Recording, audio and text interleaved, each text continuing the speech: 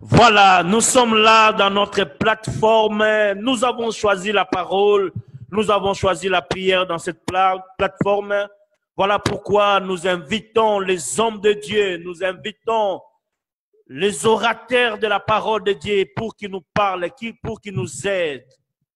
Nous avons la grâce d'avoir avec nous ce soir, dans ces duplex, les patriarches du sacerdoce, le prophète Emmanuel Lumbu qui est avec nous en direct de Kinshasa. Bonjour prophète. Bonjour, bonjour, serviteur de Dieu. Bonjour, bonsoir, ça dépend à l'heure qu'on va nous suivre. Merci d'avoir accepté notre invitation. Oui. Comment se passe le confinement chez vous, papa? Oh, par la grâce de Dieu, chez nous, bon, le confinement se passe comme ça se passe au Congo. Les gens sont à la maison, mais les gens circulent, sauf que les églises ne se réunissent pas. Et puis, mais les gens sont dans la rue, ils sont au marché, ils sont devant des banques, ils fonctionnent comme ils fonctionnent. Et c'est comme ça que se passe le confinement avec tout le monde. Et ben, pour certains chrétiens, chacun dans sa maison est en train de prier. Et c'est comme ça. Mais il y a des supermarchés qui fonctionnent, il y a les gens qui sont dans la rue, il y a les marchands qui fonctionnent. Mais c'est simplement, c'est les églises qui ne sont pas d'une manière officielle, ils ne travaillent pas, ils ne font pas, ils ne célèbrent pas des kitvotes. Voilà, le patriarche du sacerdoce, nous avons un thème que nous allons développer ce soir, les opérations spirituelles à ces temps. Pourquoi avoir choisi ce thème? Merci beaucoup. Vous savez, nous sommes dans un temps qui est un temps particulier par rapport aux événements, par rapport à tout ce qui est autour. Et quand on pense au Saint-Esprit, on pense directement aussi au temps de la fin parce qu'il avait dit que dans le dernier temps, je répandrai mon esprit sur toutes choses. Vos fils et filles prophétiseront. Mais depuis qu'il a dit ça, ça fait 2000 ans. Et le dernier temps, dans 2000 ans, il y a eu plusieurs étapes. L'étape de l'église primitive, l'étape de l'évolution, il y a la guerre des rites, il y a beaucoup de choses jusqu'à nos jours. Et là, nous sommes en train encore de vivre des temps records. Cela veut dire comment nous devons marcher avec l'esprit par rapport à ces temps. Et c'est très important parce que nous sommes des hommes spirituels. La Bible dit les hommes spirituels jugent de tout. Et nous sommes les hommes spirituels parce que nous sommes nés de l'esprit.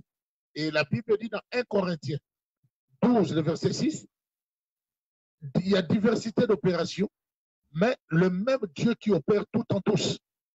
Donc, ça veut dire qu'il y a des opérations qui sont diverses ou diversifiées, mais c'est le même Dieu qui est au centre de toutes ces opérations. Je parle des opérations qui se passent dans le spirituel, cela veut dire dans le chef ou dans la vie chrétienne, sous l'Esprit de Dieu ou sous l'onction. Voilà. Merci, merci, Big Prophète. Nous sommes bénis de t'avoir ce soir dans ces duplex et je crois que quelqu'un sera béni. Partagez ces moments, envoyez cela à une personne parce que nous allons écouter la sagesse que l'homme de Dieu va nous transmettre ce soir. Que Dieu soit béni. Révérend, je viens avec mes questions. Quelle est votre pensée spirituelle par rapport à la pandémie? Deuxième question, est-ce que cela vient de Dieu, du diable, ou c'est une erreur des scientifiques, comme disent les autres? Parce que je me sens qu'on a divisé les pasteurs. Il y a d'autres qui soutiennent que c'est Dieu, il y a d'autres qui soutiennent que c'est le diable, et il y a d'autres qui disent que c'est une erreur scientifique qui s'est effectuée. Et quelle est votre pensée? Merci beaucoup. Je dirais ceci. Ma position ou mon point de vue sur la pandémie, ça, ce n'est pas une première d'avoir, ce n'est pas une première fois qu'on puisse vivre la pandémie sur cette terre. En lisant la Bible, nous avons vu qu'il y a eu des pandémies. D'autres pandémies étaient des plaies que Dieu a envoyées dans des nations qui étaient rebelles. Il y a d'autres pandémies qui ont frappé à l'Égypte. Il y a d'autres plaies qui ont frappé dans des maisons de ceux-là que Dieu avait frappé. Et à nos jours aussi, nous avons, depuis un certain temps, expérimenté plusieurs maladies. Il y a eu des fléaux, il y a beaucoup de maladies. Et aujourd'hui, nous avons des pandémies. Si cela vient de Dieu, ou ça vient de Satan, ou ça vient des scientistes. Je vous dirais seulement, il y a deux choses que je vais vous dire. Que si ça vient des scientistes, dans la plupart des cas, la plupart des scientistes sont des occultistes. Il y a, pendant que je vous parle ici, nul n'est censé, ou bien personne n'oublie que pendant ce temps, il y a même des nations qui se préparent à des guerres bactériologiques. Il y a même des microbes qui sont, et des virus qui sont dans certains laboratoires, qu'un jour, un fou peut se lever, il peut lancer ces microbes et ça peut créer des problèmes. Et même si nous regardons les médias, nous voyons comment il y a trop de controverses parmi les docteurs. On parle des origines de ces microbes. Mais quand cela ne tienne, si quelque chose est mauvais, c'est le diable qui est derrière. Ça veut dire le mal, c'est le diable. Le ténèbre, le noir, c'est le diable. Ça veut dire maintenant, il y a des fois, le diable agit dans la Bible, mais l'Éternel, des fois, permet que cela soit comme ça, où Dieu a toujours un plan selon qu'il est écrit. Dans toutes choses, tout concourt au bien de ceux qui aiment Dieu et de ceux qui sont appelés selon son dessein. Parce que c'est là qu'il a connu d'avance, il les a déjà glorifiés, il les a justifiés, toutes ces choses-là. Ça veut dire que cette pandémie peut venir du diable, peut venir des hommes de science. En fait, c'est sa promission de détruire ou de tuer, et l'ambition d'avoir le sang. Parce que les 14, il devait avoir une grande réunion sur la mondialisation. Nous apprenons beaucoup de choses sur 5G, sur 5G. Il y a beaucoup de choses que les scientifiques veulent faire. Ça veut dire que le vice humain ne leur dit rien, et ils préfèrent l'évolution de la science. Et cette pensée ne vient pas de Dieu. Dieu n'est pas dans cette pensée.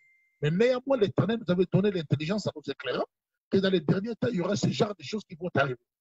Je ne dis pas que le coronavirus soit seulement le grand signe du temps de la fin. Non. Parmi les grands signes du temps de la fin, nous avons déjà des faux prophètes parmi nous. On a beaucoup de faux docteurs, pas seulement des faux prophètes, mais des faux docteurs portant la marque de la flétrissure. On a aussi des faux apôtres, on a des faux pasteurs, on a eu déjà des doctrines de précurseurs qui ont commencé déjà à préparer l'arrivée de l'Antéchrist pour que lorsque l'Antéchrist va venir, qu'il puisse couler dans ses sens. Et nous devons savoir qu'on va bientôt peut-être publier une seule Bible et avoir une seule religion. Or, la Bible dit quel rapport y a-t-il entre le temple de Dieu et le temple des démons? Quel rapport y a-t-il entre Jésus-Christ et Bélial? Quel rapport y a-t-il entre les ténèbres et la lumière? Je ne peux pas être frère dans une vie. Il y a des gens qu'on n'est pas frère. La Bible dit qu'il y a des gens qu'on ne peut pas saluer. Et on va commencer à rester dans une même religion. En fait, le coronavirus, c'est un mal qui est arrivé, mais il y a plus que ça. Et le coronavirus prépare quelque chose derrière. Ça veut dire que Dieu a déjà donné toutes les prophéties pour le temps de la fin. Nous comprenons que Dieu nous avait dit que les choses seront comme ça, mais ce n'est pas lui qui soit l'auteur de chercher à détruire la vie des gens. Dieu ne fait pas ce genre de choses. On a vu comment Dieu a frappé en Égypte. Il y avait même Dieu aussi a des anges de la mort. On a vu comment un ange de la mort est en train de frapper les Égyptiens. Mais cet ange-là, il y avait une opération spirituelle auquel cet ange devait obéir. Là où il y avait le sang au linteau, cet ange n'entrait pas. Même si c'était un Israélite qui n'avait pas mis le sang au linteau, il allait être frappé par cet ange. Cet ange ne connaissait pas une autre règle, ce n'était que de voir le sang au linteau. Ça veut dire que le pandémie, le fléau, toutes ces choses-là arrivent toujours, mais tout concourt au bien de ceux qui obtiennent. En ce moment ici, Isaac Bofunga, ça ne fait que 2 mois. 2 mois seulement. Il y a des gens qui sont fatigués déjà.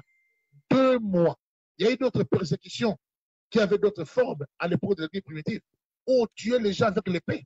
On tuait les chrétiens. C'était la persécution des chrétiens.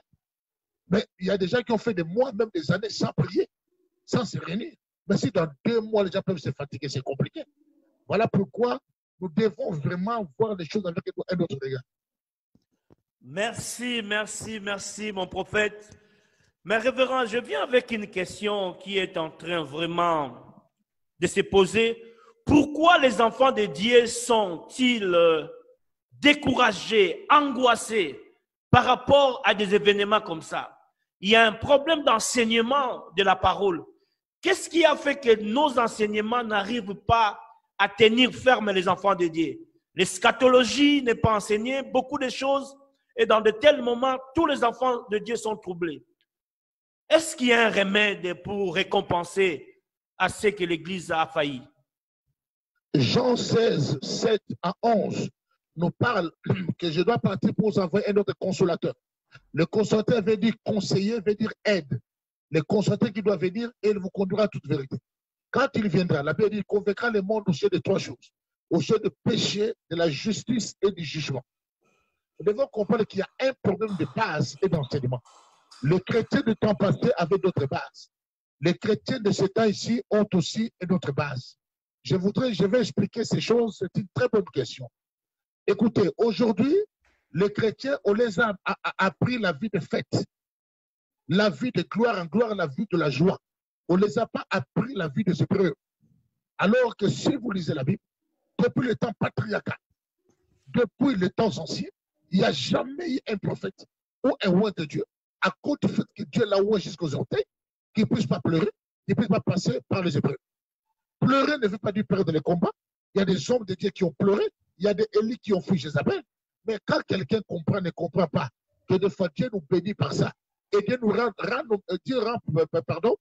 nos ministères authentiques au travers des épreuves. Certains de ces enseignements ne sont pas enseignés, ne sont pas présentés dans nos églises. De autres choses, il y a beaucoup aujourd'hui qui ont montré que tous les hommes de Dieu qui sont véritables, ce sont ceux-là qui ont beaucoup d'argent ou qui vont en Europe, aux États-Unis, qui ont des 4x4, qui ont des jets privés. C'est ce qui a fait aujourd'hui que plusieurs même jeunes serviteurs ont abandonné les vrais pères spirituels. Ils sont allés chez des pères spirituels anglophones, des grands bishops anglophones. C'est cette affaire. Et aujourd'hui, vous allez voir comment quelqu'un peut dire qu'il est chrétien depuis qu'il a cru en Christ. Il n'a jamais assisté dans un séminaire qui parle de l'enlèvement. Il n'a jamais assisté dans un programme qui parle du retour de Christ. Il n'a jamais assisté dans un programme qui parle de l'enlèvement. Toutes ces choses-là, ça montre déjà que celui-là, il aura peur de quoi? Aujourd'hui, comment est-ce que le prophétique est présenté? Quand on parle du prophétique, on nous parle du prophétique aujourd'hui. C'est pourquoi quelqu'un même a dit, vous qui êtes là, vous devez savoir que c'est Nostradamus qui est le vrai prophète plus que vous tous. Mais il avait vu cette pandémie, ça fait des siècles. Nostradamus, c'est lui qui avait déclaré qu'il y aurait un président maçon en France. Et à cette même période-là, il y aura une basilique qui sera brûlée. Et cela est accompli. Nostradamus, c'est un vrai prophète. Non, non, non. Nostradamus n'est pas un prophète de Dieu. Nostradamus a vu les choses de la terre. Les choses de la terre, on les voit partout, même dans l'Afrique tribale, il y en a. Aux Indes, il y en a. En Égypte, les gens vont là-bas, on leur dit des choses, il y a des gens qui voient. Mais Nostradamus n'a pas vu le trône de Dieu. Nostradamus n'a pas vu l'enlèvement. Nostradamus n'a pas vu les 7 sceaux, comme c'était le cas avec Jean. Et c'est qu'il a fait des prophéties qui sont diamétralement opposées aux prophéties de Nostradamus. Les prophéties que Daniel a vues, c'est différent des prophéties de Nostradamus. Il faut que nous puissions bâtir nos raisonnements sur la manière dont les choses se présentent depuis les temps anciens. Comment est-ce que Dieu marche avec ses prophètes? C'est pourquoi tous ces novices-là, ils doivent aussi avoir des coachs. Même dans le domaine prophétique, on doit avoir des coachs pour savoir orienter les gens. Et aujourd'hui, il n'y a même pas le discernement des miracles. Tous les miracles sont acceptés. J'ai vu quelqu'un magicien qui marchait sur les eaux. Mais un homme compte s'il va dans d'autres nations. Il marche sur les eaux, il aurait l'église de 100 000 membres. Parce que les gens croient que tout miracle, là, ça vient de Dieu. Dans l'ancien temps, faire descendre le feu du ciel n'appartenait qu'à Élie, au prophète. Mais la Bible dit dans les temps apocalyptiques, même la bête, même les faux prophètes, ils feront descendre le feu du ciel. Ça veut dire que nous devons avoir aussi le discernement des prophéties et le discernement des miracles. C'est pourquoi la Bible dit, n'ajoutons pas foi à tout esprit, mais examinons ces esprits-là. Même quand les autres prophéties, il faut que notre personne se mette à juger pour savoir si toutes ces prophéties viennent de Dieu. Parce qu'il y a plusieurs esprits qui peuvent parler. Voilà pourquoi. Isaac, il y a aussi un problème de l'eschatologie. Même ceux qui se disent ou ceux qui sont prophètes, on ne peut jamais être un vrai prophète si on ne connaît pas le panorama prophétique, si on ne connaît pas le calendrier prophétique. Nous devons savoir si nous sommes dans quel temps. Et Jésus-Christ dit, ne discernez-vous pas ces temps-ci. Et nous sommes dans quel temps? Nous devons savoir le temps. Sinon, on risquerait de donner une autre nourriture qui n'est pas la nourriture du temps ni la nourriture de l'heure. C'est ce qui se passe actuellement. Trop de confusion. Je vous donne un exemple. Supposez que le Christ arrive dans 2 semaines. Toi, tu embrasses des choses pour 7 ans. Tu feras quoi avec ça? Tu comprends? Il y a des jours, il y a des temps comme ça. Et les gens aussi anciens s'étaient trompés à l'époque de Paul et des autres là. Ils pensaient que le Christ allait venir à leur temps. Parce que ça paraît comme une confusion. Je reviens bientôt. Et dans les derniers temps, je vais de mon esprit si tout cher. Le dernier temps, jusqu'à présent, ça fait 2000 ans. Et je reviens bientôt, ça fait 2000 ans. Le bientôt de la Bible paraît différent du bientôt du dictionnaire. Ça veut dire que ça sème certaines choses dans la tête des gens, mais il doit y avoir des vrais biblistes, des vrais responsables. Il faut que les hommes de Dieu arrivent à préparer l'Église à savoir se défendre. Pourquoi? Il y aura trop d'infiltrés parce qu'il y en a des. Si dans l'ancien temps, il y avait déjà des faux apôtres, à l'époque apostolique, il y en avait déjà des faux. Et dans d'autres époques, il y en a plein. Et la seule manière à préparer l'Église, c'est d'enseigner qu'il y avait des vraies doctrines. Si aujourd'hui, même ceux qui ont la parole, même ceux qui ont prêché la parole, arrivent à renverser les grandes colonnes du christianisme, à ne plus croire de certaines choses, qui sont des choses clés du christianisme, qu'en sera-t-il de ceux qui ne sont pas bien affermis et de ceux qui sont encore sur le banc? Ça veut dire que nous avons un grand travail, que nous devons comprendre que c'est une grande charge et une très lourde responsabilité. Partant, voyons tout ce qui se passe actuellement. Et si vous ne sentez pas votre cœur s'irriter ou l'esprit s'irriter en vous, ce n'est pas l'esprit de Dieu. Tu vois, il y a des choses qui se passent, de folklore, des choses qui baissent l'Église, qui réduisent l'Église. Et aujourd'hui, comme on dit qu'il y a de ceux-là qui avaient goûté des dons célestes, qui sont encore tombés, ces gens-là, pour les relever, c'est un problème parce qu'ils crucifient à nouveau le Christ sur la croix. Ils ramènent le Christ à la croix. Donc, c'est ça un peu. Il y a l'erreur de ce côté-là. Il y a des gens, si tu mets, aujourd'hui, je te dis, mets un séminaire, tu écris, séminaire du temps de la fin, séminaire de l'enlèvement, séminaire de retour de Christ, tu n'auras pas beaucoup de gens. Parce que les gens veulent le séminaire de la prospérité, de la puissance, de grands mystères. Mais là, c'est à nous de développer une intelligence face à tout ça. Parce que ce n'est pas aux fidèles de nous conduire, mais c'est à nous de conduire les fidèles. Cela veut dire, nous devons avoir des messages hybrides ou bien des messages mélangés, mixés. S'il faut que je dise ça comme ça, les messages mixés, cela veut dire, nous prêchons le choix de la prospérité, mais nous mettons là-dedans le temps de la foi. À commencer à présenter aux gens que la plus grande prospérité est d'abord spirituelle. Parce qu'il est écrit, je serai prospère à tous les gars, comme prospère l'état de ton âme. Quand tu peux avoir tous les batailles que l'état de ton âme n'est pas bon, à quoi ça sert? Merci beaucoup, prophète Bigemani. Révérend, je viens avec une parenthèse par rapport aux prophètes. Qu'est-ce qui a fait qu'aucun prophète puisse nous signaler la pandémie, nous expliquer la réalité de la pandémie? Parce que ça fait beaucoup de problèmes au niveau des réseaux sociaux. Les gens disent que pourquoi aucun prophète? Dieu ne peut rien faire sans révéler à ses prophètes. Quelle est votre pensée par rapport à tout ce qui se dit dans les réseaux sociaux? Merci. Ma pensée se rallierait à la pensée biblique. La Bible dit que Dieu ne fait rien sans avoir révélé ses pensées en ses serviteurs les prophètes. Mais tout prophète ne passe pas par les réseaux sociaux. Tout prophète ne passe pas par la télévision. Et toutes les prophéties ne sont pas connues de tout le monde. Par exemple, moi, je connais des prophètes qui ont dit qu'il y aura des maladies, la maladie va arriver. Et il y a des gens qui savent aussi qu'il y a des prophètes qui ont dit ça.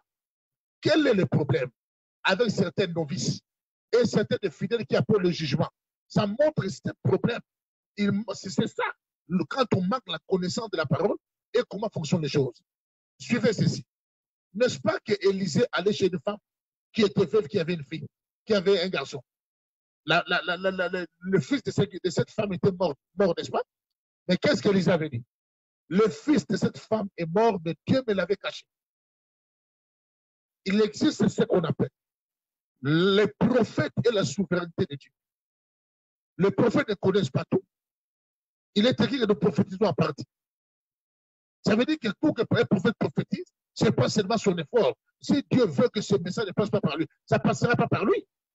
Ce sont d'autres prophètes qui se battent pour dire que rien ne peut passer. Ce que moi je vois, Dieu n'a pas fait ça. Il peut passer par un autre prophète. Pourquoi Dieu a prévu que d'autres choses soient dites par Habakkuk, d'autres par Jérémie, d'autres par Daniel? Même Daniel n'a pas tout dit. Il y avait un prophète où la Bible dit, il n'y avait jamais un prophète Moïse avec qui Dieu parlait face à face. Mais Moïse n'a pas tout dit. Il y a des choses que Moïse aussi a oubliées. Il a frappé deux fois le rocher, ça l'a coûté cher. Mais comment les gens les prophètes, ils peuvent être prophètes, ils peuvent avoir un problème de caractère. Ils peuvent avoir aussi ses oublis. Tu vois, les gens doivent comprendre ça. Il faut pas. J'ai vu même l'autre qui a dit qu'il faut que nous puissions dire qu'un prophète s'élève pour dire et la pandémie va s'arrêter tel jour. Sinon, il n'y aura plus de prophètes. Non, non, non. Ça, c'est lui qui s'en engage que lui. Dieu n'a jamais dit ça. Même en Israël, il y a toujours des faux prophètes. Il y a aussi des vrais prophètes. Vous comprenez? Donc, ce sont des choses comme ça. Ça n'a pas enlevé le sacerdoce. Ça n'a pas enlevé la cour prophétique. Il y avait même dans une époque en Israël où la sagesse d'Achitophel était plus que même si on consultait Dieu. Ça veut dire quoi? Achitophel avait mis KO la cour prophétique. Ça veut dire qu'on n'avait plus besoin d'écouter les prophètes. La sagesse d'Achitophel suffisait. Mais après, on a vu ce Achitophel a pu faire. Comment il a conseillé à Absalom de faire avec les concubines de son père et tout ça. Nous connaissons la suite. Mais il faut que les gens soient cultivés, soient enseignés. C'est pourquoi dans tous les domaines, quand il n'y a pas d'enseignement, les gens vont en autorité et il y aura beaucoup d'accidents. Mais merci l'homme de Dieu, merci. Il y a une question qui me vient à l'esprit, révérend. Oui. Dans tout ce qui se passe, qu'est-ce que nous devons faire? Qu'est-ce que vous devez faire pour que le peuple soit à l'abri? Comment connaître que ça c'est le faux, ça c'est le vrai? Est-ce qu'il y a des choses que l'Église et les hommes de Dieu doivent se reprocher actuellement pour que les choses changent? C'est clair. Il ne faut pas qu'on fasse de l'hypocrisie. Ce qui se passe n'honore pas. Mais écoutez, on voit, même quand quelqu'un était tricheur à l'école, lorsqu'il devenait médecin, ça sera un expert aux avortements. Même si quelqu'un, à l'école, il faisait l'école buissonnière et il va corrompre pour devenir député, vous allez voir son style de la députation, la manière dont il va se conduire. Aujourd'hui, nous devons savoir qu'il y a il y a la titromanie. Chacun se lève un matin, il se dit bishop. Alors que quand on dit qu'on est bishop, il y a des choses qui sont derrière, il y a des choses qui s'en suivent.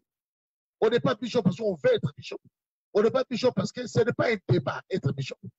Ce n'est pas un débat d'être prophète. Je suis prophète, ce n'est pas un débat.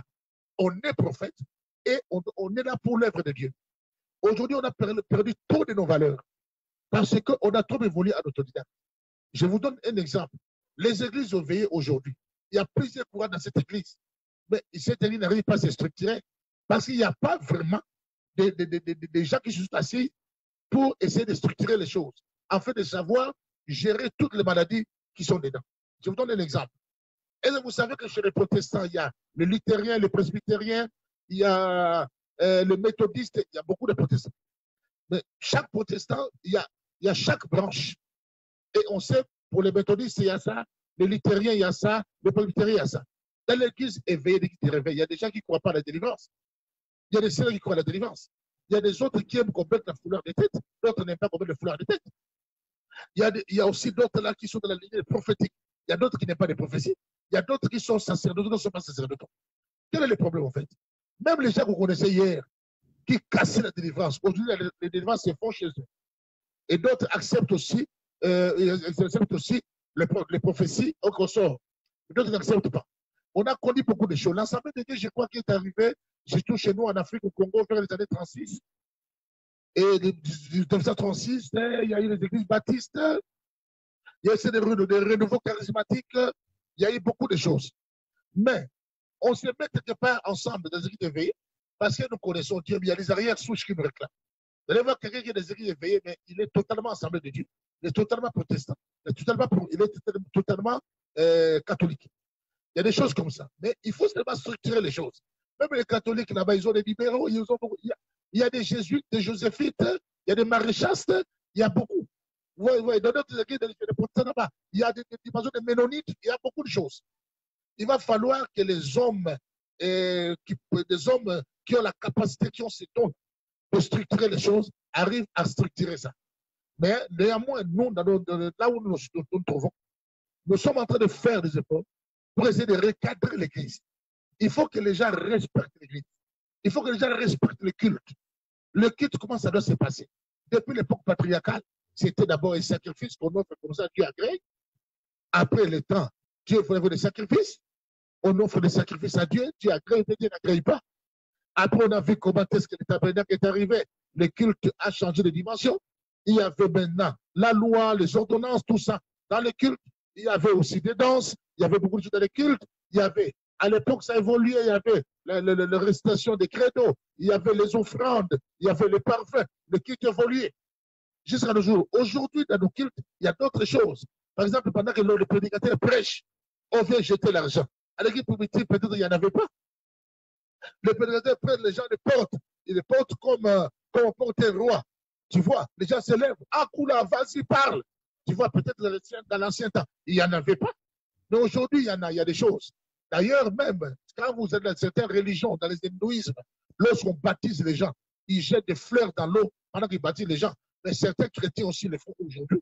Quand ils vont baptiser les gens, ils jettent tous des fleurs dans l'eau. Il y a eu un moment donné où on a importé certaines choses de l'extérieur. Il y avait le réveil tout à fait francophone. Si bien qu'on parlait du même Christ, il y avait aussi le réveil anglophone. Là où vous trouvez les hommes de Dieu, mettre des chevelures en curly, faire ceci, cela, il n'y en avait pas auparavant. Il y a un problème de look, de style, il y a tout ça. Et aujourd'hui, il y a des choses qui posent problème. Il y a des choses aussi que nous devons essayer de rectifier. Voilà pourquoi mon regard dans tout ça, je reste possible pour dire que Dieu a un travail à faire parce qu'il y a encore une race, un nombre de personnes que Dieu va devoir sauver. À cause du fait qu'il y a un nombre de personnes que Dieu va devoir sauver, il y a aussi un nombre de personnes de loin de Dieu que Dieu envoie pour sauver ces restes-là. Donc, nous devons apporter un travail, ouvrir la connaissance des gens, que les gens puissent être bâtis sur le vrai roc qui est le Christ et que l'Église puisse avoir l'équilibre de l'Église. Parce que c'est l'Église qui sera enlevée. Ce sera une Église sans tache ni ride. D'où viennent les taches? D'où vient le ride? On parle de ride quand? On parle de taches quand? Quand est-ce qu'il y a des taches? Tu vois, quand on parle de ride, c'est le plus lisse, c'est le plus ça. Quand on parle de taches, on voit des taches de péché. Tu vois les problèmes. Et aujourd'hui, cette église sera levée, ce sera l'église sans ride. Et c'est l'enlèvement avec le Saint-Esprit qui retient encore l'Antéchrist. Parce que ce qui le retient, c'est ça. Si l'Antéchrist, il doit rentrer par la mondialisation et qu'on sort, les sciences occultes que vous voyez là, il y aura qu'une seule qui va autoriser les homosexualités, des choses comme ça. Il y aura même des grands que vous connaissez qui seront dans ce genre de pratiques, qui vont rentrer dans ce genre de choses. Nous nous préparons, même toi, je te dis, prépare-toi à souffrir. Prépare ton cœur à être frappé, à être choqué, parce que vous aurez des amis que vous n'allez plus reconnaître en peu de temps. Vous avez des amis qui vont vendre leur cœur au diable. Vous voyez, à cause de cette affaire. Et si vous permettez, me donner 2 minutes, je vais vous dire une chose. Vas-y, papa. J'espère que je vais vous dire quoi. Lorsque Philippe était un homme que Dieu avait équipé pour. Il était évangéliste, mais il avait une dimension apostolique. Il est parti avant d'aller croiser le Éthiopie. L'évangile de Philippe est allé en Samarie. Pendant qu'il est arrivé là-bas, il a trouvé un homme au nom de Simon de Magicien, qui depuis des années était en train de pratiquer déjà par des pratiques magiques. Et tout le grand, le petit, tout le monde de la contrée était derrière Simon le Magicien. Et Philippe est arrivé avec une dimension de miracle, palpable, de signes de prodiges. Avec la parole de Christ, Simon le Magicien était renversé. La Bible dit que lui-même a cru en Philippe. Et il s'est fait baptiser. S'il a cru en Philippe, c'est qu'il a cru au message que Philippe donnait. Philippe prêchait Jésus. Donc, Simon le Magicien avait reçu Jésus. Et il s'est fait baptiser. Et la Bible souligne qu'il ne quittait plus Philippe. Ça veut dire qu'il était devenu un disciple de Philippe. Un enfant que Philippe formait. Il était un homme qui avait des moyens parce qu'il avait l'argent. Et lui qui drainait la foule. Cette foule allait voyant suivre Philippe. Cette foule aussi s'est mise à suivre Philippe. Parce que leur maître est allé chez Philippe. Lorsque les apôtres ont appris ça, dépêché Pierre et Jean. Pierre et Jean sont arrivés là pour communiquer le Saint-Esprit. Communiquer le Saint-Esprit. Et quand ils ont commencé à prier, quand Simon le Magicien a vu ça, il a proposé de l'argent à Pierre pour dire, écoutez, donne-moi aussi cette dimension pour qu'à chaque fois que je prierai sur la personne, et quand je le pose sur la main, que la personne puisse recevoir le Saint-Esprit. En tout cas, Pierre a réagi directement. Pourquoi Simon le Magicien allait dire ça? Lui qui était déjà à côté de Philippe. Philippe était son père. Il a vu ses vieux pères de Pierre. Comment il va sauter? Il a vu Pierre et Jean. Comment il va sauter Philippe pour aller vers Pierre et pour demander cette chose? Il voulait devenir qui après? Il voulait commencer aussi à lui communiquer les gens. Il allait rivaliser Philippe, non? Voilà comment nous avons des enfants qui n'ont pas atteint, leur processus n'a pas été atteint de la délivrance, de la libération, et on leur donne, à cause du seul qu'ils manifestent, des fonctions, et leurs caractères vont répondre après pour leur semence. Tu sais ce que Pierre lui a dit? Que ton argent périsse avec toi parce que tu es méchant, tu n'es pas droit, ton cœur n'est pas droit devant Dieu. Il a dit, il n'y a ni part ni l'eau dans cette affaire. Il y a des gens à l'église qui n'ont ni part ni l'eau dans cette affaire de Dieu. Mais à cause des ailes qu'ils ont manifestées, de l'argent qu'ils ont, et nous leur donnons des parts. Si un policier se convertit, dans peu d'état, il devient prédicateur. Un musicien se convertit, dans peu d'état, il devient prédicateur. Un musicien dans un pays a dit, j'ai fait mon dernier concert, après quelques temps, je vais devenir homme de Dieu. Allez-y comprendre quelque chose, si on peut devenir homme de Dieu comme ça. Mais là, il a dit à la fin à Philippe. Pourtant, Philippe avait reçu, Simon le Matin avait reçu le Christ. Il était baptisé. Il était à côté de Philippe. Il ne quittait plus Philippe. Donc, Philippe l'enseignait. Mais pourquoi Philippe n'avait pas d'effort que les Pierre avait vu? Pierre lui a dit, tu as un fiel amer et tu es dans le lien de l'iniquité. Comment celui qui avait reçu le Christ, qui a été baptisé, qui est à côté de Philippe, avait le fiel amer et il était dans le lien de l'iniquité? Ça veut dire simplement le fiel amer, je vais vous expliquer. Quand on parle du fiel, c'était au fait de produits qu'on mettait du vin avec les choses de narcotiques, au fait, la drogue, qu'on donnait à ceux qui étaient crucifiés. On leur donnait à boire. Et quand ces gens buvaient, même si on les frappait avant la mort, ils n'avaient plus mal. C'est ce qu'on avait donné à Christ, qu'on dit qu'on a donné du vinaigre. C'était ça. On avait donné le Christ à la croix pour qu'il boive ça. Le Christ a refusé le fiel. Pourquoi? Si le Christ avait bu ça, il n'allait plus avoir mal. Alors l'œuvre de la croix allait être réduite. La poussée de l'œuvre de la croix était à la souffrance de Christ. Le Christ a repoussé le fiel. Voilà pourquoi le fiel a été repoussé. Donc, il y a des gens qui sont dans la race de fiel, que l'œuvre de la croix repousse. C'est le Christ à la croix qui les a repoussés. Tu vois, il a dit, tiens le fiel à la main, et qui est dans le lien de l'iniquité. Si bien qu'il soit Simon le baptisé, mais il était dans le lien de l'iniquité. Il y a beaucoup de gens qui sont venus avec des sorciers, pédophiles, tout ça. On n'a pas vu, on a vu seulement les seuls qu'ils ont manifestés. On a fait des chefs d'équipe, plus loin de diacres. Après quelques temps, ce sont ceux-là qui ont commenté. Voilà un peu ce genre de choses. Merci, merci, merci, merci beaucoup.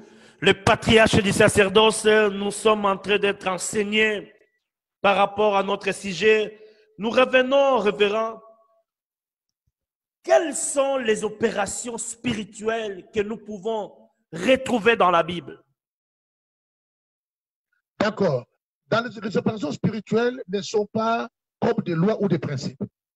À chaque fois qu'il y a eu des fléaux, il y a eu des pandémies, il y a eu aussi des catastrophes, Dieu a toujours inspiré des opérations spirituelles de plusieurs manières. Je vous donne quelques exemples. Il y avait de l'eau de Mara était devenue amère. L'Éternel avait inspiré un bois à Moïse. Et Moïse avait mis le bois dans l'eau de Mara était devenue bien. Il y avait aussi la mort dans le pays. Élisée avait reçu la révélation. Il a mis le sel dans l'eau. L'eau avait été assainie.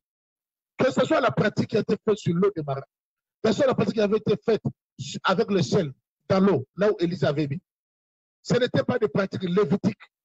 Si c'était des pratiques lévitiques, ça allait revenir encore comme des lois, comme des ordonnances. C'était des pratiques inspirées prophétiquement. Et dans cette dimension, Dieu a toujours inspiré. Vous avez vu comment est-ce que lorsqu'il y avait des catastrophes de serpents ambulants qui étaient en train de mordre les gens dans les déserts, il y avait l'expression prophétique qu'on devait élever le serpent. Pourquoi on devait élever le serpent? Parce que le serpent, on a dit élever le serpent. Le serpent, il marche comme ça. Le serpent est élevé comme ça. Le serpent commence à marcher comme ça. Ça part de la malédiction, le serpent a eu. Mais le premier serpent que Dieu a créé ne marchait pas comme ça. Il était comme ça. Tout celui qui l'a Bible sait qu'on a dit au serpent, à cause de ce que tu as fait, tu commenceras à ramper et la poussière va te rentrer dans les nez. Le serpent commençait à ramper, c'était une malédiction qu'il avait. Donc on a dit de remettre le serpent primitif.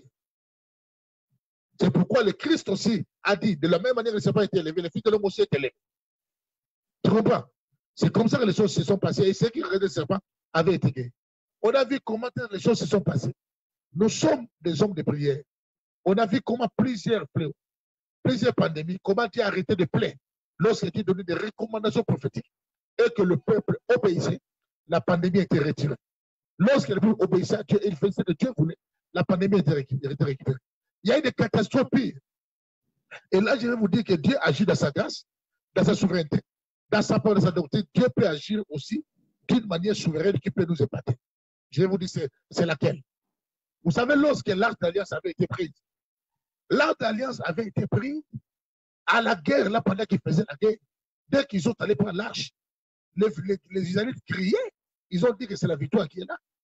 Et les Philistins les fuient.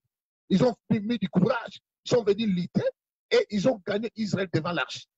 Quand on a rapporté la nouvelle au sacrificateur, on lui a dit qu'on a perdu. Il était choqué, mais il était debout. On a dit que ton premier fils est mort. Il était debout, si bien qu'il soit, si bien qu'il est choqué. Ton deuxième enfant, mort, il était debout, si bien qu'il est choqué. Quand on a dit seulement que l'arche avait été pris, c'est là qu'il était tombé en envers. Il a frappé la tête, il était mort. La prise de l'arche avait occasionné la mort du sacerdotal. Il était mort et on est parti avec l'arche. Amenant l'arche, imaginez-vous quelqu'un a touché l'arche, il a été frappé de mort. Mais les Philistins ont mis la main sur l'arche, ils n'ont pas été frappés de mort. C'était une conclusion totale pour dire que l'arche n'a plus de force. D'abord, l'arche est arrivée sur le terrain, Israël a perdu. Pourtant, il disait que cette arche-là qui a fait qu'ils puissent garder les Égyptiens, ce peuple, leur Dieu là est là. Mais ils ont perdu devant l'arche. Mais l'arche avait un problème. S'il avait frappé les militaires qu'il avait touchés, Dagon serait en vie. L'arche a prié ça pour qu'on l'amène dans la maison de Dagon. Dieu ne fait rien sans objectif. On amène l'arche dans la maison de Dagon. Le règne qu'ils ont commis, il aurait fallu qu'ils ferment des portes, qu'ils laissent les fenêtres ouvertes. Comme ça, Dagon pouvait échapper. Ils ont fermé aussi même les fenêtres. Le matin, résultat, Dagon face contre terre. N'ayant pas compris le message, ils remirent Dagon à sa place. Et le lendemain matin, Dagon n'avait pas de tête. C'est là maintenant que l'arche peut sortir ses griffes. Et la main de sa présidence, les Asdodiens, dans toutes les villes où l'arche partait, il y avait des hémorroïdes, des chroniques urbaines, provinciales, qui prenaient tout le monde. Et c'était la désolation. Maintenant, ces gens avaient un problème, une équation. Comment faire pour retourner l'arche? Vous savez ce qu'ils ont fait? Ils ont consulté des princes, ils ont consulté aussi des féticheurs, des ngangas.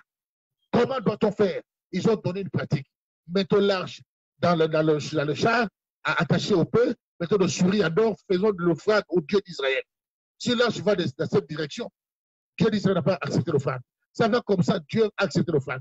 Et quand ils ont fait ça, Dieu a accepté cette offrande. Et l'arche.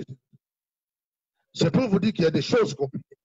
Donc, dans cette affaire, lorsque Dieu peut nous conduire de manière standard, cela veut dire, de la même manière que la Bible a écrit, de la même manière qu'on va opérer.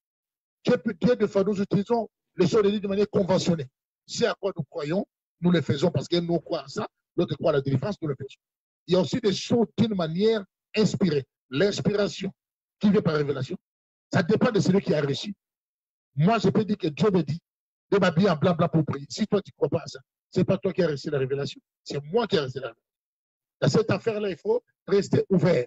Et nous avons vu, depuis les temps anciens, il y a des moments où Dieu a même dit dans sa parole, je vous ai frappé par toutes sortes de mots, mais vous n'êtes pas revenu à moi. Je vous ai frappé par de la famine et tout ça. Amos dit quoi? Amos même dit que Amos 3,6, il dit quoi? Il n'y a pas quelque chose qui peut arriver sur la terre sans que Dieu soit l'auteur. L'autre version est écrite sans que Dieu sache et que sans que Dieu autorise. Donc c'est comme ça que les choses se passent au fond. Merci, merci, mon prophète. Mais révérend, en vous écoutant parlant, vous croyez que dans cette pandémie, nous pouvons aller dans les opérations spirituelles pour les faire retirer dans le monde? Oh, les opérations spirituelles, il y en a déjà. Il y en a déjà. Mais ceux qui parlent des opérations spirituelles, qui disent où sont les passés, ce sont des gens qui fouillent l'église, qui ne viennent pas à l'église.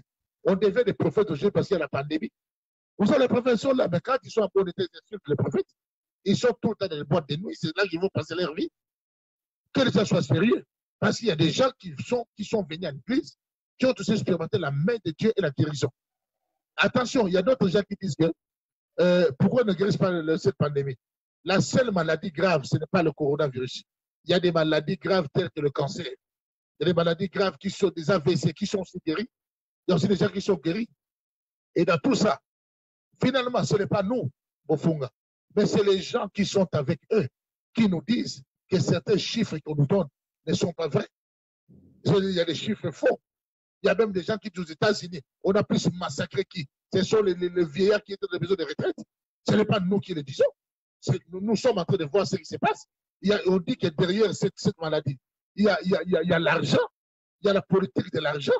Il y a des gens, on veut collaborer pour dire qu'il faut tout déclarer que votre mort, celui qui est décédé par le coronavirus, et on vous donne l'argent. Bon, si les choses se présentent comme ça, nous comprenons ce qui est derrière. Tu comprends? Et aujourd'hui, c'est une joie de déclarer. Il y a 1000 morts, et il y a 1000 cas de corona. Il y a 2000. C'est comme s'il y a des choses derrière. Donc nous sommes en train on n'est pas des enfants. Et ceux qui dénoncent ces choses ne sont même pas des Africains. Ceux qui dénoncent ces choses, ce sont eux-mêmes des Blancs et des grands docteurs. Lorsqu'il a commencé à avoir des débats avec les docteurs Raoul là-bas, on était où? On voyait comment les gens s'étaient débattus entre eux là-bas. Il y a des gens qui sont passés pour dire qu'ils ont travaillé dans tel organisme. Il y a eu ça. Mais les réseaux sociaux, ce sont eux qui ont créé ça. Mais aujourd'hui, ça discipline aussi notre chose. Donc moi, je crois que les pratiques de sécurité se font toujours parce que ça s'est fait. Il y a des cas qui sont plus que les cas de coronavirus. Une femme a témoigné qu'elle a été guérie du cancer. Le corona même, on a trouvé les remèdes. Parce que comment on dit que les gens sont guéris? Ce n'est pas une maladie qui manque de remède. Il y a le remède ici. Si les gens veulent arrêter tous ces discours-là, ils vont l'arrêter. Mais il y a quelque chose qui se passe. Donc nous sommes là, on doit prier pour que le vrai problème, que nous puissions affronter le vrai problème. Voilà. Merci. Nous tendons vers la fin de notre émission. Nous allons prendre quelques questions pour libérer les prophètes. Mais prophète, que direz-vous à tous ces gens qui nous suivent maintenant? S'il y a une orientation, s'il y a un mot, par rapport à tout ce que tu as compris et par rapport à tout ce qui se passe, quelle serait votre parole, votre conseil, orientation à tous ces peuples qui sont angoissés, qui ont le père bleu dans leur tête? Je dirais que nos corps sont le temple du Saint-Esprit. Jésus revient bientôt. Nous devons revenir en Christ, que ce soit les hommes de Dieu, que ce soit le frère. La pandémie va passer. Celui qui est protégé avec des actions, ou comment on dit, des gestes barrières, c'est le geste barrière contre la pandémie, c'est quoi? C'est éternuer dans la coude, laver les mains. Il y a des gens qui l'ont fait, qui sont morts. Vous comprenez? Mais il y a des gens qui meurent sans Christ. Autre chose. Que direz-vous des gestes barrières contre le sida? Parce que ce n'est pas seulement le corona qui sont une maladie. Les gestes barrières contre le sida, c'est quoi? Ce sont des préservatifs. C'est le monde. Alors, le préservatif ne parle pas de sida, mais ne parle pas de péché. Vous comprenez ça? Donc, cela veut dire que ceux qui nous suivent doivent comprendre que nous n'allons pas seulement avoir peur de celui qui tue le corps, mais plus de celui qui tue l'esprit. Et nous devons nous préparer. Parce qu'après cette vie, il y aura d'autres vies. Les gens sont devenus tellement mondains, sont devenus tellement charnels. Nous devons comprendre après cette vie, il y a une autre vie. Écoutez, il y aura que deux directions après cette vie. L'enfer éternel ou la vie éternelle. Il n'y aura plus de repêchage. On ne vous enseigne pas de doctrines fausses. La colonne, c'est Jésus-Christ qui dit, l'apôtre Paul a dit, je crée moi-même de vous prêcher pour que je sois rejeté après. C'est Paul qui dit ça. Imaginez-vous le parcours de Paul, il pourrait te dire c'était un langage, ce genre de langage. Et la Bible dit, c'est pas tout ce que peut Seigneur, Seigneur. Non, je dirais à ceux qui sont à droite, à ceux qui sont à gauche. C'est Jésus qui le dit. On ne peut pas changer ce genre de colonnes. On doit rappeler aux gens que l'enfer existe. La Bible dit, cette bonne nouvelle sera enseignée partout. Ensuite viendra la fin. Abandonnons le mal, abandonnons le péché, enlevons l'orgueil. Il arrive de faire un chrétien devient plus orgueilleux qu'un païen. Un chrétien commence à prendre la drogue plus qu'un païen. Imaginez-vous, j'ai croisé un jeune frère qui me dit que lui, dans la vie chrétienne, il était normal. Il a appris à boire dans la vie chrétienne. Il a appris les habits de la vie chrétienne. Il est devenu même drogueur de la vie chrétienne. Je lui ai posé la question, tu es tombé entre les mains de qui? Isaac Moufounga, c'est le temps de dire toute la vérité. On a un problème à l'église. Et aujourd'hui, il y a trop de suivis, des choses qui se passent. Et si nous suivons des réseaux sociaux, nous voyons ce qui se passe. Aujourd'hui, les gens commencent à parler de l'église avec toute la liberté, simplement parce qu'ils ont vu certaines choses. Comme eux aussi n'ont pas été prudents, ils embrassent certaines malédictions comme ça par la mal des hommes de Dieu. Mais attention, en réalité, il y a aussi quelque chose parce que tous ceux qui parlent ne parlent pas pour rien. Ça veut dire que c'est le temps. Tu sais, un certain verset biblique, on peut le lire, mais pour bien les comprendre, ça prend du temps. Tu sais que la Bible a écrit, n'attristez pas le Saint-Esprit. La Bible dit encore une chose, veille sur ton cœur plus que toute chose. Je ne comprenais pas. Je voyais ces passages. Mais aujourd'hui, qu'est-ce que le monde, qu'est-ce que l'occultisme ne va pas nous proposer aujourd'hui? Est-ce que nous ne pouvons pas veiller sur le cœur? Quand tu as le cœur de prouver les gens, tu as le cœur de montrer que c'est toi, tu vas tomber dans ça. Il y a des gens qui cherchent à manger, à boire pour sauver sa petite famille, le scolariser et vivre. Il y a des autres qui veulent avoir pour dépasser les autres. Ce sont ceux-là qui ont des problèmes, qui ne peuvent plus veiller sur leur cœur. On a tous des fois le Saint-Esprit.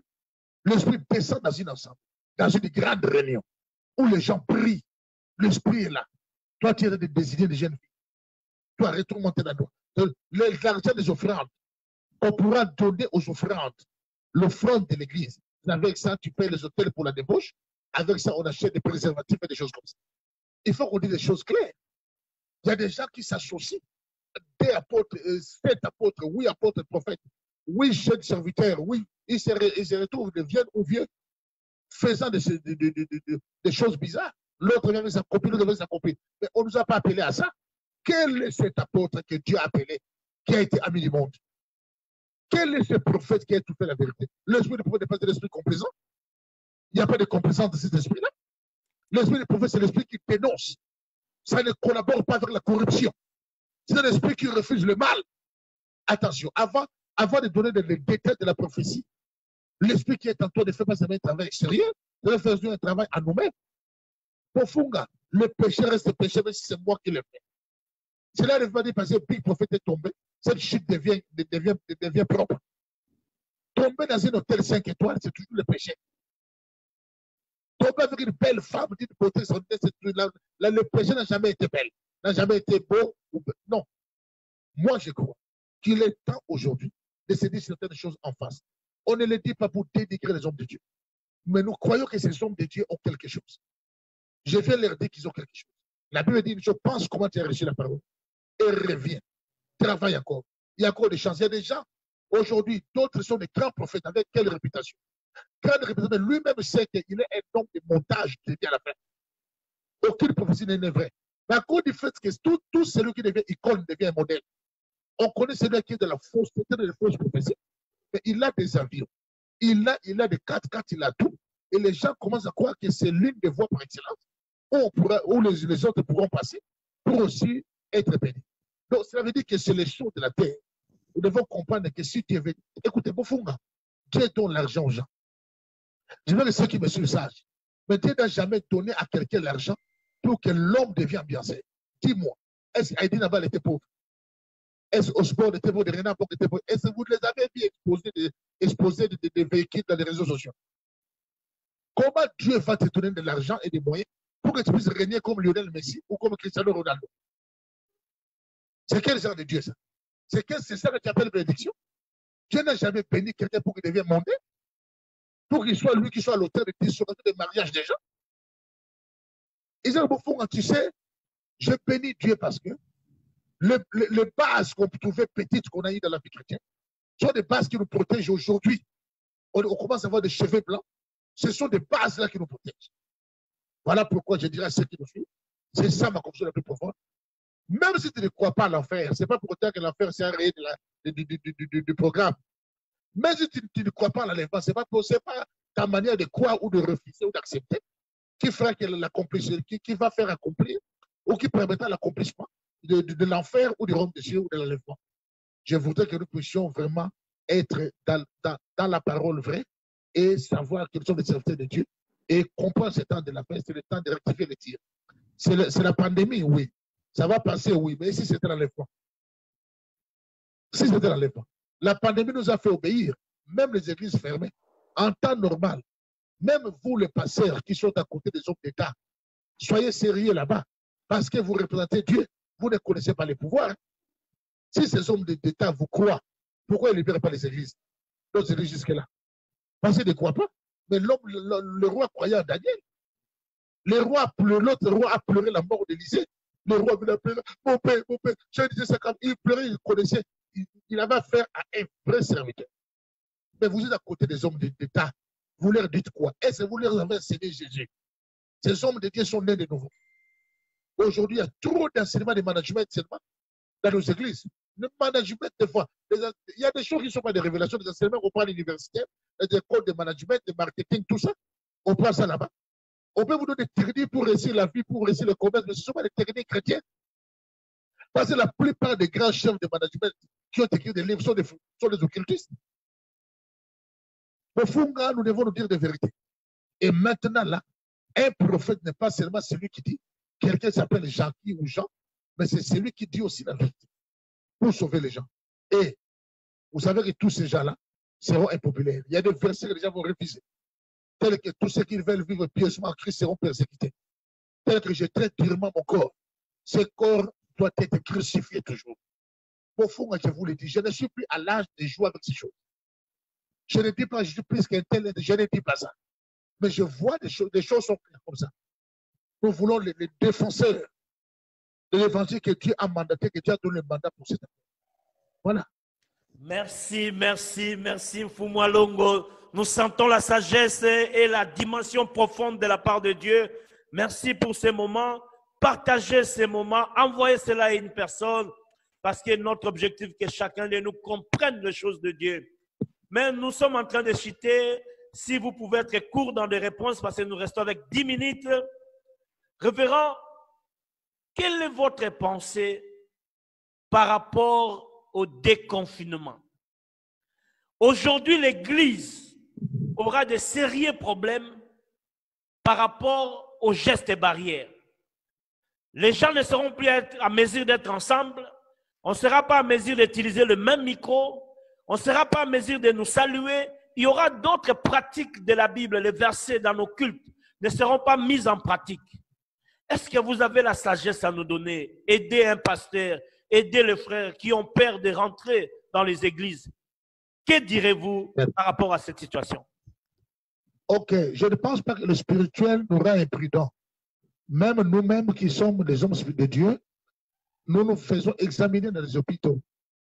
Même moi qui vous parle, si vous voyez que je suis un homme de poids, on me dit diminue le sel, ne prends pas trop de sucre, on me dit ne prends pas trop de graisse, c'est normal. Des fois, vous avez un mal, on vous dit qu'il ne faut plus manger telle chose, parce que c'est comme ça. Et dans les gestes barrières, ne peuvent pas étouffer la foi. Dieu a l'intelligence au-dessus de toute maladie, qui peut gérer toutes les situations, même au-dessus du diable. Si, à cause des gestes barrières, on ne peut plus, parce que ça soit, ici, nous devons fournir un grand effort. On ne peut plus se serrer la main, on ne peut plus se tenir pour danser. Mais la vraie église, quand nous rentrons, il y a deux églises partout. Il y a l'église physique qui a un nom, fait de l'Éternel, qui a un nom, le rocher, qui a un nom, le Jourdain, qui a... Ça, c'est l'église physique. Il y a des gens qui rentrent dans l'église physique, mais ne sont pas rentrés dans l'église spirituelle. L'église qui sera enlevée, ce n'est pas l'église physique là avec des baffles, la moquette, tout bien décoré. Ce n'est pas ça. L'église qui sera enlevée, c'est l'église spirituelle. La danse qui plaise à Dieu, ce n'est pas quand tu danses et tout le monde t'acclame. Ce n'est pas cette danse. C'est d'abord la danse que tu fais, c'est aussi une prière. Tu célèbres Dieu dans tes danses comme David, c'est dans ton cœur. Même si on ne peut pas avoir le même micro, cela ne peut déranger jamais la foi. Ça peut même aider l'Église à acheter plusieurs micros pour en avoir pour que chacun puisse avoir son micro. Et si on peut rester à 1 mètre, cela n'empêche rien à la foi. Pour le déconfinement, d'abord, quand je passe même chez nous, ici, à côté des banques, je vois des gens sont plus de 200 devant des banques, 300. Il n'y a pas de confinement. Les gens sont même ensemble. Tu vois, c'est Dieu qui protège. Mais à l'église, quand nous venons, ce n'est pas à la maladie de faire taire l'église, mais c'est à l'église de faire taire la maladie. C'est nous qui avons reçu le mandat de poser les mains au malade pour que les malades soient guéris. Mais cela ne nous rend pas bêtes. Pour que commence à dire, il faut éternuer sur moi. J'ai la foi. Il ne faut pas tenter le diable. Il ne faut pas aller dans ce genre de pratiques insensées. Mais ce que nous devons faire dans ce confinement, nous devons apprendre à développer la foi. Parce qu'un jour, tu n'auras pas les prédicateurs devant toi. Peut-être un jour, tu vas te retrouver dans un endroit trop loin, il n'y aura pas de prédicateurs. Malheur aux chrétiens qui croient qu'il faut tellement qu'on lui dise, va prier. Qu'on lui dise, il faut jeûner. Mais celui qui a eu ça comme une culture, comme une éducation, on n'a pas besoin de lui dire ça. Et les gens sont là. Il y a même des chrétiens qui commencent à faire. Ils font des prières, ils font les offrandes. Jusqu'à présent, ils le font. L'autel, ça ne se ferme pas. Même si on peut fermer l'église, l'autel reste là. Et le sacerdoce n'est pas... Écoutez, je vous dis une chose. Celui qui travaille à l'autel mange à l'autel. Hein? Celui qui travaille dans l'état mange dans l'état. Celui qui travaille à l'autel mange à l'autel. L'autel est ambulant. Hein? On peut prier chez quelqu'un. Là, on prie, c'est comme si on bâtissait l'autel. On peut venir prier chez toi. Donc, l'autel, ça ne se ferme pas. Il y a des gens qui comptent à faire des offrandes jusqu'à présent. Parce qu'ils comprennent que c'est bandit. Mais prophète, il y a des gens qui Même dans les confinements, on paye les gens. Il y a des gens qui s'élèvent contre la dîme et les offrandes parce que nous sommes confinés. Il dit que nous ne sommes pas dans l'église. Quelle est votre pensée par rapport à cela? Je ne sais pas s'ils disent ça vraiment. Mais peut-être ils disent ça sous une autre forme. Parce que si on nous paye, on doit donner la dîme. Peut-être qu'ils disent aux gens de ne pas avoir un accent seulement sur la dîme. Ici, je vais vous dire quelque chose au fond. Qu'est-ce qui détruit les caractères spirituels à l'église et le fonctionnement? C'est le caractère de commerce. C'est ce qui a détruit le diable. La Bible dit pour les princes de dire, à cause de ta grande sagesse, tu t'es vendu. Et à cause de ton commerce, quand il y a l'aspect commerce, il y a tout avec intérêt. Même une maman veuve vient pour prier, s'il n'a pas d'offrande, on ne prie pas pour elle. Il y a des gens qui disent, je ne dirai pas à l'église parce que je n'ai pas d'offrande. Ça c'est le papier. Chacun doit donner comme il en a, comme il peut, je voulais dire, autant pour moi. Et l'autre donnera, s'il en a beaucoup, il peut donner beaucoup. Mais l'autre peut donner beaucoup, mais donne sans cœur. Ça veut dire que les offrandes, on ne peut pas être contre ça. Non, non, non. Et puis, il faut que les gens enlèvent dans leur tête comme si l'œuvre de Dieu n'est pas un travail. Attention, parce que les prêtres sont là depuis leur jeunesse. Ils ont donné leur vie à l'église. Pas de famille. Ils n'ont pas de parents. Comment ils vont gagner leur vie? Est-ce que vous savez qu'être prêtre, être passé, veut dire qu'on n'est pas intelligent? La théologie que nous faisons là, ce ne sont pas des études que nous faisons. On n'a pas fait l'université, nous aussi. Que les gens ne s'embrouillent pas. Tu vois? Eux qui croient comme si l'œuvre n'est pas une œuvre. Comment on va parler mal des offrandes? Pourquoi? Pourquoi les offrandes choquent les gens? Je vais vous dire une chose. Nous sommes des églises éveillées. Quel est ce prêtre catholique qui a déjà acheté une église basilique avec ses fonds? Dis-moi. Les toges qu'ils mettent là. Je suis allé à Milan Linate, en Italie. La toge, un peu moins cher, était dans les 800 €. Bien, toi, tu mets la veste dans la rue Mêlée là-bas, en France. Il y a des costumes qui coûtent 120 €. C'est quoi? Le grand toge de cardinaux. Il y a des toges qui vont jusqu'à plus de 15 000 €. Il y a d'autres toges de la grande papauté qui ont des filigrammes en or. Ce sont des choses faites par des grands couturiers, des gens de Castelbajac. Ils font des choses de grande valeur. Ils ont des cannes avec des pierres, qui sont des pierres précieuses, qui coûtent combien? Et pourquoi quand il s'agit de passer, les gens veulent en faire un problème? On ne doit pas enlever cette mentalité-là, ce genre de jugement criminel comme ça, à l'endroit de l'Église des hommes de Dieu. Il ne faut pas commencer à parler contre ces choses. Les hommes de Dieu ont des parents, ils ont des familles. Ils ont fait le travail. Si les gens n'ont pas de témoignages, qui ne croient pas que tout le monde n'a pas de témoignages, si toi, tu ne peux rien témoigner de Dieu, il y a des gens qui témoignent des dieux des hommes de Dieu, des dieux des prophètes qui ont prophétisé, il y a eu des grandes choses, qui ont prié pour aider à soulever des hommes d'État, malgré que les autres sont des ingrats. Les hommes de Dieu laissent leur famille, ils vont en mission 6 mois. Des fois, il ne faut pas les... Moi, on m'a déjà traité à l'école de mes enfants comme un père irresponsable. Parce que je ne viens pas souvent à l'école, je suis tout le temps en mission, tout le temps parti. Des fois, on ne voit pas mes signatures. Mais donc, ça veut dire que je deviens comme un mauvais père à cause de ce travail, comme le travail des militaires, comme le travail de ceux qui vont au front pour sauver des vies. Et les gens pour qui vous priez, ce sont ceux qui parlent mal de vous. Et d'autres gens du quartier sont ceux qui vous accusent. On les entend, ils intercèdent. Ce sont les gens du quartier. Il faut faire attention.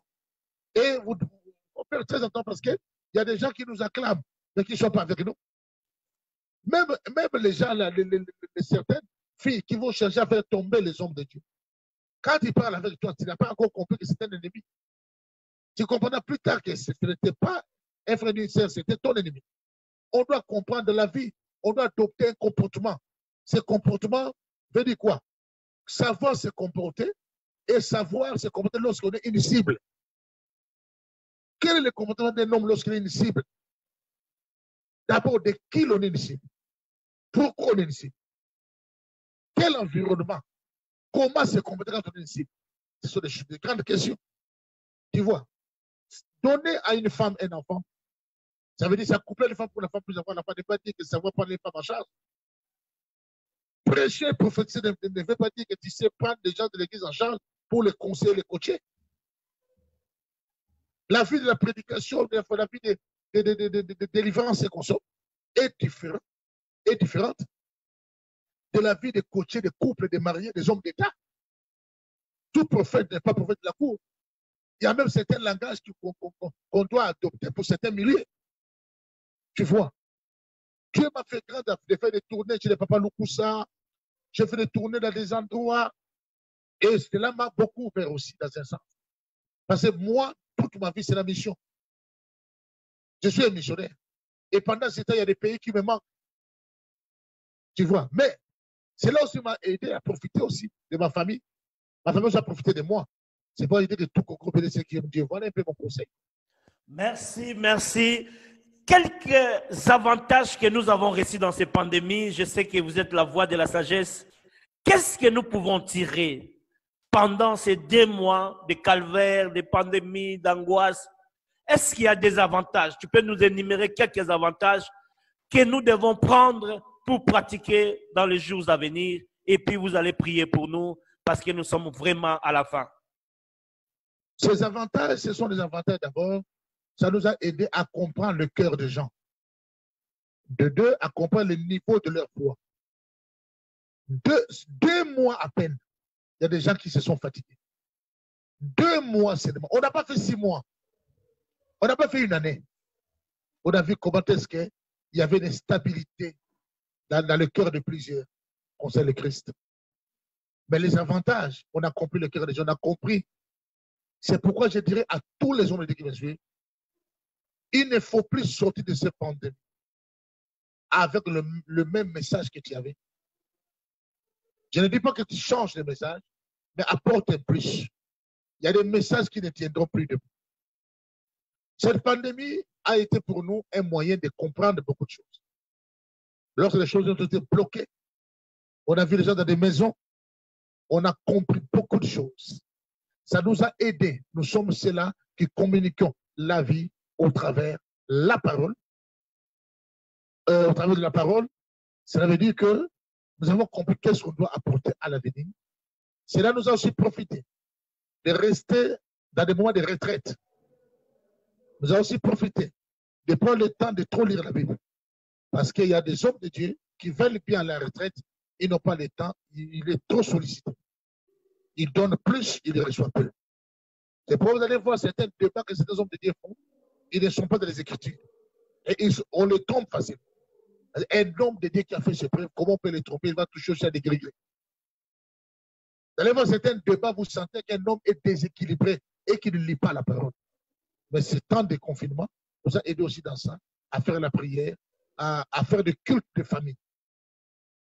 Moi, là-bas, j'ai béni Dieu parce que tous mes enfants, même ceux qui sont les plus petits, ont été les psaumes 91 en tête.